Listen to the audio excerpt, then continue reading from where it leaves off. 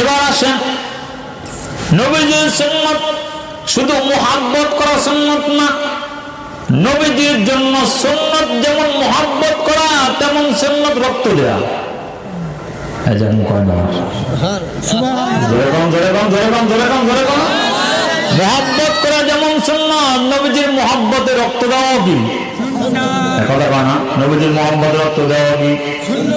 আপনার সামনে যদি আপনার বাপরে গালি দেয়, ব্যথা লাগেনি আপনার? কতটা লাগে না? আপনার সামনে আপনার নবীর কয় জঙ্গি, তো আপনার ব্যথা লাগে না কেন? হ্যাঁ লাগে কিনা? বলে কেন? কথা কম না কেন? আমাদের রাসূলকে গালি দেওয়ার অনুমতি কারো আছে? নাই। আমরা নিজের চাইতেও আমাদের নবীকে আমরা বেশি মহব্বত করি, কথা ঠিক কিনা জোরে বল। এখন কেউ যদি বলে মুহাম্মদ জঙ্গি ছিল, আমরা কি মানবো? আসতে কম। ছোট্ট বাচ্চার মহব্বত কেমন? আজকাল তো আমাদের বাচ্চারা নবী চিনে না, হাট্টি মাটিম চেনে, কথা কয় না, ইংলিশ পারে। আমাদের মা বোনরা গল্প করে, আপু জানেন আমার বাচ্চারা ইংলিশে অনেক পারদর্শী, কথা কয় না জোরে বল। ওরে বাবারে ফার্স্ট বয়। পরে বলছে কালেমা জানোনি? না এটা তো এখনো শেখা হয় নাই, বড় হলে শিখবে। নাউজুবিল্লাহ কম, বড় হলে বলে কালেমা শিখবো, বড় হলে কালেমা শিখবো। হ্যাঁ তাহলে বলে বাচ্চাদেরকে নবী চিনাইতে হবে। আগের জামানার মানুষরা কেমন ছিল? সাহাবায়ে ইকরাম, ছোট্ট বাচ্চা তালহা বিন বারা রাদিয়াল্লাহু তাআলা আনহু, তালহা বিন বারা রাদিয়াল্লাহু তাআলা আনহু, উনি বাপ ছেড়ে নবীজিকে দেখতে আসছে। কি বাপ ছেড়ে কাকে দেখতে আসছে? নবীজিকে দেখতে আসছেন। আয়েশা হযরত বারা রাদিয়াল্লাহু তাআলা আনহু নবীজির সঙ্গে সাক্ষাৎ করছেন, সবক নিতেছেন, সবক। তো বাচ্চা যখন সবক শেষ করে বাবার সাথে যাইতেছে, তো সন্তান বলে কি, আব্বু তুমি যেমন নবীজির সাথে পার্সোনাল কথা বলছো, আমিও নবীজির সাথে পার্সোনাল কথা বলবো। সুবহানাল্লাহ। আর আসতে কম। আর আমাদের সমাজের এই সকল বাচ্চারা নবীকে চেনে না। ঠিক। এবার তালহা বিন বারা রাদিয়াল্লাহু তাআলা আনহু নবীজির কাছে আসছেন। আয়েশা বলে, ইয়া রাসূলুল্লাহ আমারে আপনি একটু সবক দেন। তো আল্লাহর রাসূল বলেন, তুমি কি সবক চাও? বলে আপনি যা বলবেন তাই করব। তো নবীজি বলেন, এই মুহূর্তে তুমি তোমার বাপকে হত্যা করো। সুবহানাল্লাহ। তোমার আব্বুকে মারা যায়, তাই এটা তোমার আব্বু না? বলে জি। বলে তার মারতে যায় কেন? আপনি যে বলছেন মারিও না। ঠিক আছে।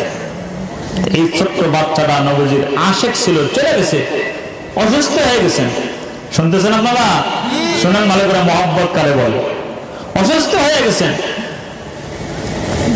নবীজি এই ছোট্ট বাচ্চা তালহাকে নিজের পায়ে হেঁটে হেঁটে দেখতে গিয়েছেন। নবীজি তার মহব্বতে ছোট্ট উম্মতের বাড়িতে তাকে দেখতে গেছেন। দেখতে যায় দেখে আশিকের অবস্থা বেশি ভালো না, যে কোনো সময় মারা যেতে পারে, যে কোনো সময়। নবীজি তালহা বিন বারাকে বললেন, বারা তালহা ইন্তেকাল যেদিন করবে সেদিন তুমি আমাকে খবর দিবা, আমি নবী তালহারে গোসল করাবো। সুবহানাল্লাহ। আমি নবী তালহারে কাফন পরাবো, আমি নবী তালহারে কবরে নিয়ে কবরে, আমি নবী তালহারে করে নিয়ে কবরে নামবো, আমি তারে কবরে শুয়ে দিব, আমি তার কবরে নামতে চাই। তালহা মরলে তুমি আমার খবর দিবা। কিছুদিন পরে সাহাবায়ে কেরাম বলতেছেন, ও আল্লাহর নবী আপনার সেই আশিক উম্মতটা তো মারা গেছে। নবীজি বলেন, বারা আমি না তোমাকে বলছিলাম আমাকে খবর দিবা? হযরত বারা বলে ও আল্লাহর নবী আমি আর কি আশিক, আমার এই ছোট্ট বাচ্চাটা আপনার সত্যিকার আশিক। নবীজি বলছেন, কেমনে? বলে ও আল্লাহর নবী যেদিন ছোট্ট তালহা মারা যায়, আমার তালহার কাছে রাখছে, ডাইকা বলে, আব্বা আমি যদি দিনের বেলা মারা যায় তো আমার রাসূলকে খবর দিবেন। নবীজি এসে আমারে গোসল করাবে, আমার জানাজা পড়াবে, আমারে কবরে নামায় দিবে। কিন্তু আব্বা নবীজি আমি যদি রাতের বেলা মারা যাই তো নবীজির খবর দেওয়ার দরকার নাই। বলা বলে কেন? তালহা বলে, আব্বা আমাদের বাড়ি আসতে আসতে যে রাস্তাটা আছে পাহাড়ের মধ্যে, এই রাস্তাটা বেশি ভালো না।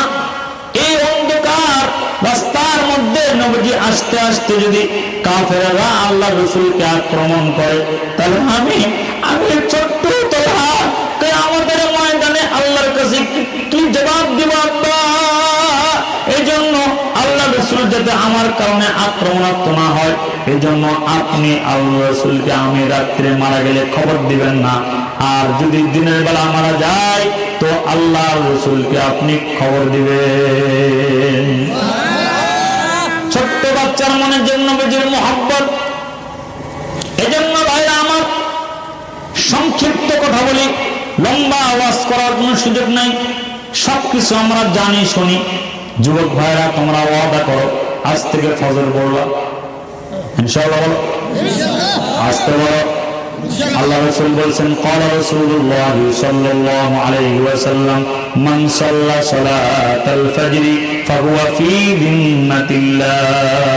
নবীজি বলেছেন, যারা ঘুম থেকে উঠে ফজরের নামাজ পড়লো, আল্লাহ তাদের জিম্মাদার হয়ে গেল।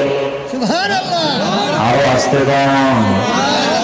এই জন্য দোস্ত, কত মানুষ ফজরে ঘুমের ঘরে মারা গেল জানো? কথা কয় না কেন? কত মানুষ ঘুমের ঘরে মারা যায়, ফজর না পড়ে মারা গেল। নবীজি বলছেন, যারা ফজর নামাজ পড়ে না তারা মুনাফিক। নাউযুবিল্লাহ কম। আরো আসতে কম। আরো শক্ত কথা নবীজি বলছেন, কমু এ কথা কয় না, কমু নেবে কম। নবীজি বলছেন, যারা ফজর নামাজ পড়ে না তারা খবিস, মানে খারাপ। নাউযুবিল্লাহ কম। উনি ঘুম থেকে যাতে 8টায় উঠে সুন্দর করে ব্রাশ করুক, নবীজি ওনাকে কি বলছেন? খবিস। কি বলছেন বলেন? এই জন্য ফজরের নামাজ পড়বো তো ইনশাআল্লাহ। এত আসতে বলেন জোরে কম। হুজুর ঠান্ডার দিন ঠান্ডা লাগে হুজুর, আপনাকে হুজুরকে খায় কাম নাই, পরের বার খান তো, ফজর পড়তে অসুবিধা হয় না। আরে না রে ভাই, ফজর আপনিও পড়েন, আপনার একটা ফজর যদি কবুল হয়, জিন্দেগির সব ফজর কবুল হবে। তাহলে ফজরের নামাজ ছেড়ে দেব? নবীজি বলছেন, 2 নামাজ মুনাফিকদের জন্য ভারী। কয় নামাজ? এশার নামাজ, ফজরের নামাজ। বলেন কোন নামাজ? এশার নামাজ, ফজরের নামাজ। ফজরের সময় ডাকলে কয়, আচ্ছা মসজিদের মাইকটা একটু ওদিক ঘুরে যাওয়া যায় না? আমার বাড়ির সামনে দিতে আর কথা কয় না। আচ্ছা না, কথা কন না কেন? জোরে কন না কেন? জোরে কন না কেন? হায় রে হায় রে অবস্থা রে। তো ফজরের নামাজ আমরা জামাতে বলবো ইনশাআল্লাহ। কোন নবীজি বলছেন, যারা 2 অন্ধকারে মসজিদে যায়, কয় অন্ধকার? এশার নামাজ, ফজর নামাজ। এশার নামাজ নবীজি বলছেন, এই অন্ধকারটা তার ফুল সিরাতের আলো হবে। এবার নামাজ পড়বেন না পড়বেন সেটা আপনি জানেন। পড়বেন? কথা কয় না, পড়বেন। আর আম্মা জানদেরকে বলি, ঝগড়া ফাসাদ জীবনে বহুত করছেন, সব ছেড়ে দেন, পর্দা পশিদায় চলেন, আপনার সন্তানটাও জান্নাতি হবে, আপনি মাও জান্নাতি হবে। যেমন আমাদের এক বড় বুজুর্গ ছিলেন আব্দুল ওয়াহিদ রহমতুল্লাহ আলাইহি। উনি একদিন আল্লাহ পাককে বলতেছেন, আল্লাহ তাআলা আমার সাথে রূহের জগতে কে ছিল? আল্লাহ তাআলা ওনার কানে আওয়াজ পৌঁছে দিয়েছেন, এই তোমার সাথে রূহের জগতে এক মহিলা ছিল। মহিলা? কোন বাড়ি? আছে। আল্লাহ এখন দুনিয়ায় আছে। কেন? থাকলে একটু দেখতাম আর কি। বড় তো গাড়ি মারলাম না, দেখা যাবে না তো, খালা চেহারা দেখতাম না, দেখতাম যে আসলে সে কেমন কি। আল্লাহ তাআলা বলেন, আব্দুল ওয়াহিদ জানো, আমাদের বান্দিটা নামাজ পড়লে আসমানের মেঘ তার মাথায় ছায়া দেয়। আব্দুল ওয়াহিদ রহমতুল্লাহ আলাইহি কয়, তাই নাকি? আপনার বান্দি এত বড় বুজুর্গ? আচ্ছা যে কোন মাঠে আছে, অমুক মরুভূমিতে মাইমুনা সাদিয়া নাম তার, সে ছাগল চড়াইতেছে, সে নামাজে দাঁড়ায় আছে, আসমানের এক টুকরা মেঘ তার মাথায় ছায়া দিতেছে, আর সে নামাজে দাঁড়ায় আছে। আব্দুল ওয়াহিদ রহমতুল্লাহ আলাইহি চলে গেছেন, যা দেখেন হ্যাঁ মাইমুনা সাদিয়া নামাজে দাঁড়ায় আছে, আসমানের একটা মেঘের টুকরা তার মাথা বরাবর দাঁড়ায় আছে, তার মাথা বরাবর ছায়া দিতেছে। আব্দুল ওয়াহিদ রহমতুল্লাহ আলাইহি চুপচাপ আছেন, কোনো কথা বলেন না। মাইমুনা সাদিয়া সালাম ডানে বামে ফিরে বলে, আসসালামু আলাইকুম আব্দুল ওয়াহিদ, কেমন আছো?